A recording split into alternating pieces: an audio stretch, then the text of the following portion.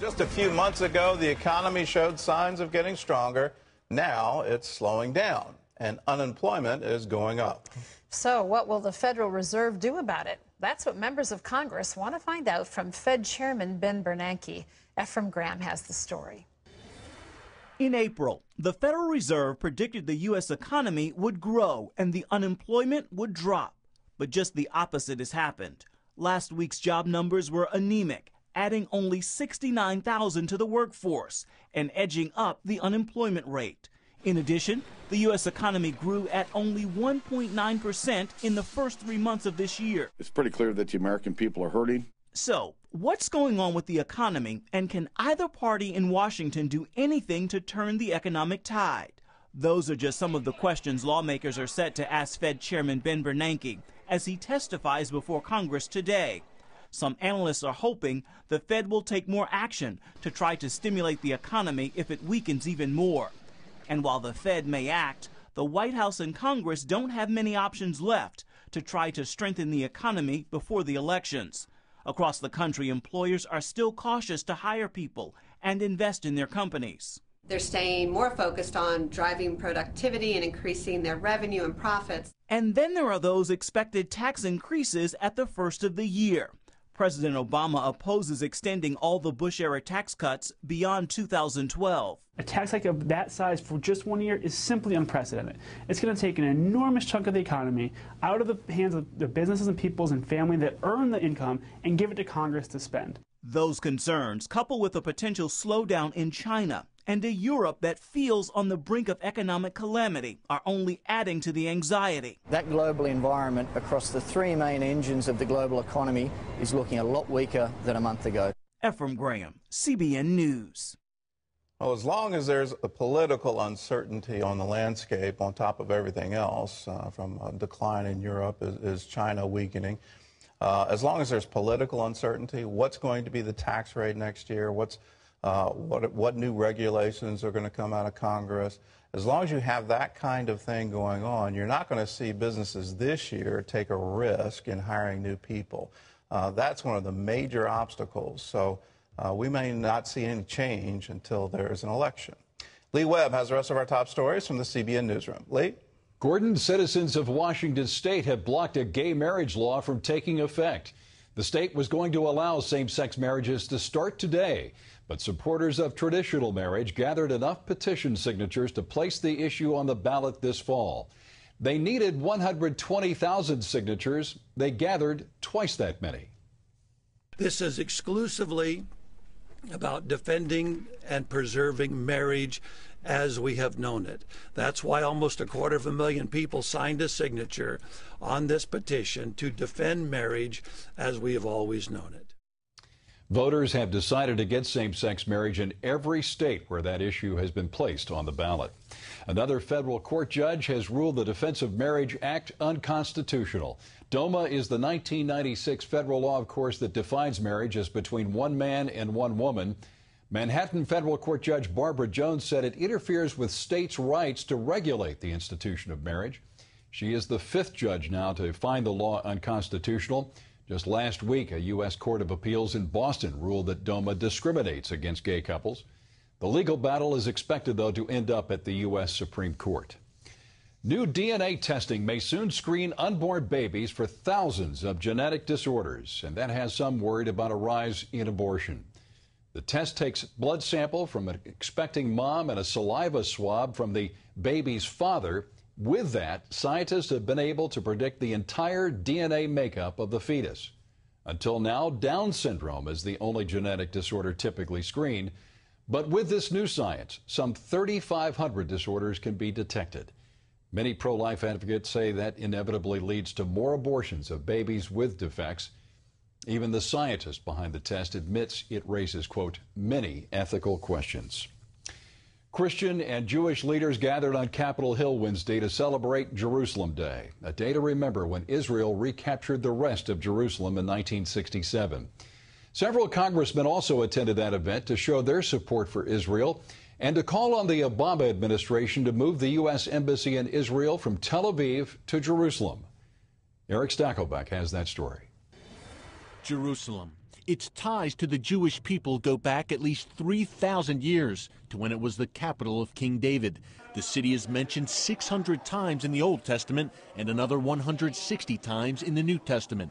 It is never mentioned in the Quran. Yet a battle continues to rage today over whether Jerusalem should remain the undivided capital of Israel. Palestinian leaders and their international backers want to split the city in two and make eastern Jerusalem the capital of a future Palestinian state. On Capitol Hill Wednesday, a group of U.S. lawmakers pushed the Obama administration to stand up to the pressure and stand with Israel. We have to be Israel's friend. And I would implore with this president, who I just believe in my heart is not Israel's friend, to have a change of heart. Illinois Congressman Joe Walsh was one of several lawmakers to take part in the annual Jerusalem Day breakfast at the Capitol. The event was sponsored by the International Israel Allies Caucus Foundation and featured Michelle Bachmann, Alan West, and other heavy hitters pledging their support for Israel and an undivided Jerusalem. Jerusalem is the rightful capital of the Jewish people, and it should stay that way, and it should always be unified under one simple flag, that Star of David, because that is David's city. Now, legislation was passed here on Capitol Hill back in 1995 that called for the U.S. Embassy in Israel to be moved from Tel Aviv to Jerusalem. 17 years have passed, that still hasn't happened, and successive administrations from President Clinton to President Bush to President Obama have used a waiver to delay that decision and keep the U.S. Embassy in Tel Aviv.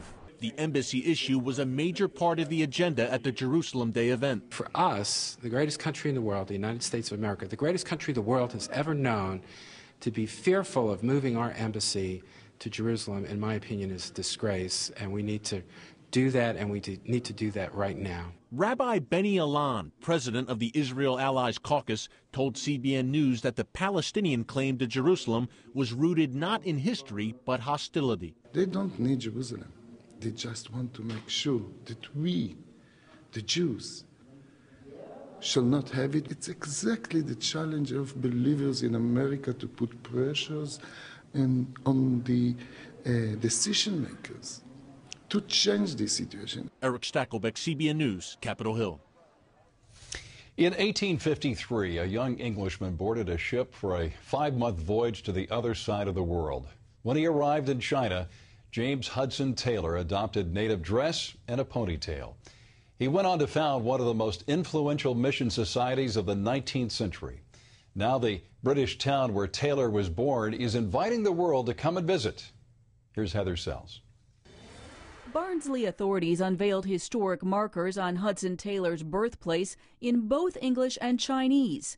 They hope to attract visitors from the land where Taylor invested 51 years as a Christian missionary.